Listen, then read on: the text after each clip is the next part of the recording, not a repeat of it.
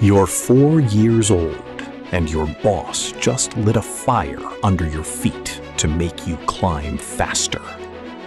Welcome to 18th century London, where coal is the king and children are the tools. As the city grows, chimneys become narrow, angled mazes of soot and ash.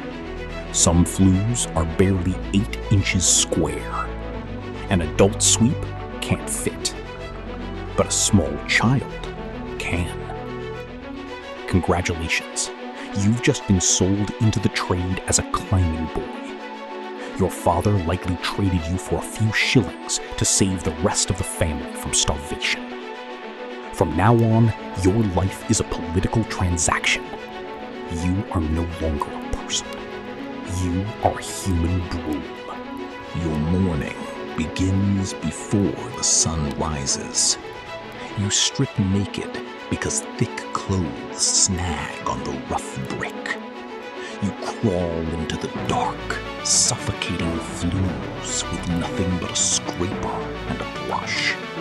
The air is thick with coal tar dust that stings your eyes and burns your lungs. You rub your poor knees and elbows raw against the jagged stone. If you hesitate in the dark, your master has a cruel trick.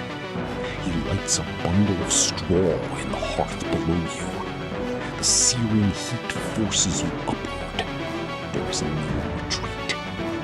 If you get stuck in a tight bend, you might suffocate in the soot before they can pull you out.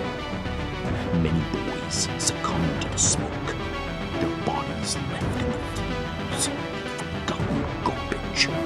The soot doesn't just stain your skin, it marks your soul. Hygiene is a luxury you can't afford in the slums.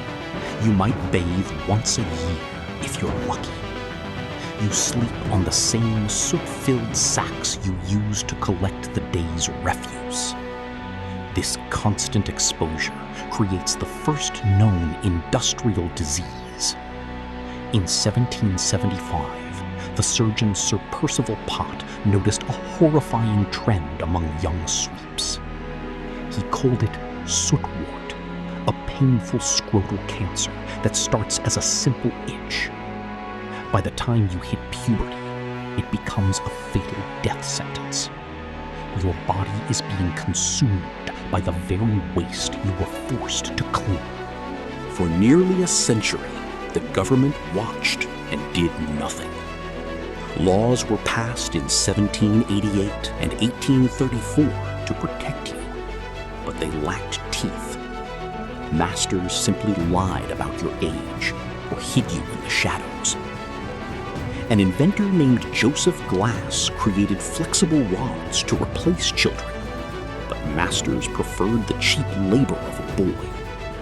The human broom was a business investment that didn't require a patent.